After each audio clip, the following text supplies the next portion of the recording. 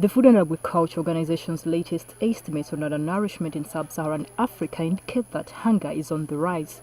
About 220 million people are reported to be undernourished between 2014 and 2016, compared with 175.7 million in 1992. Uganda takes a relatively large share of that figure with almost 10 million people undernourished, which includes children below 5 years. The idea there is that people don't have adequate nutritious food to actually take care of their requirements in terms of the body's needs. Alhaj Jallo, the Food and Agriculture Organization country representative in Uganda, says the major problem in the country is getting the food. The good thing is Uganda, as we mentioned several times, is food secure. There is enough food in Uganda, and that should be emphasized. The lack of knowledge about what constitutes a healthy diet among the locals has not helped matters. According to the 2011 Uganda Demographic Health Survey, 3 of every 10 Ugandan children are stunted, a statistic that has gotten the president concerned. Stunted growth. This is just nutrition.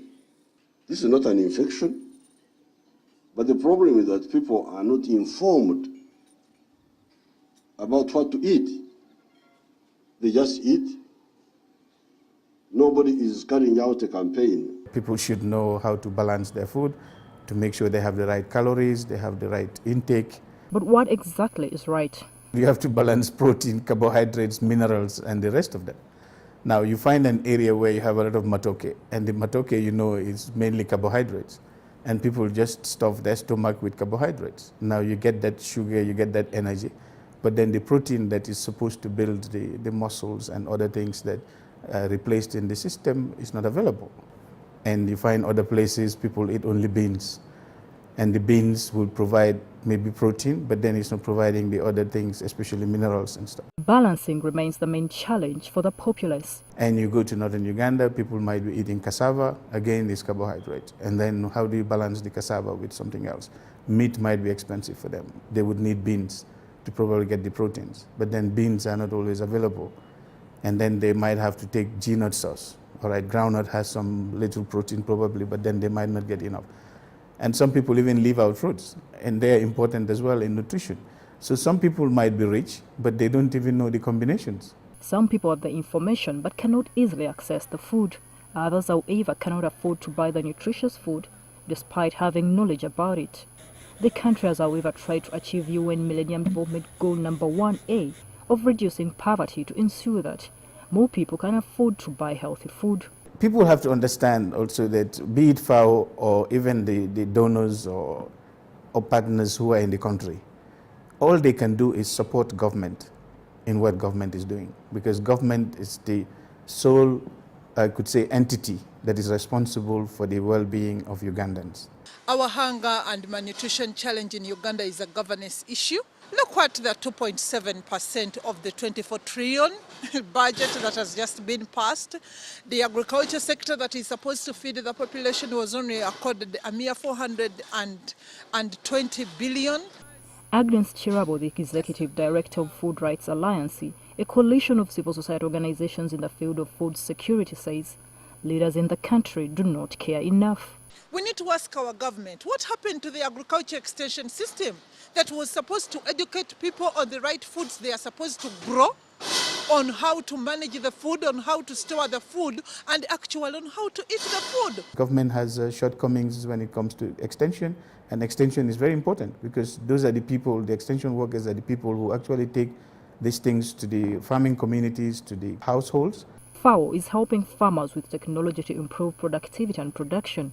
It's also working with the unfavorable climate and drought, which have been pointed out in the Food Insecurity Report as undermining progress toward food security and nutrition. You have to understand also that the population is increasing, because we used to deal with maybe 20-something million, now you're talking of almost 35 million.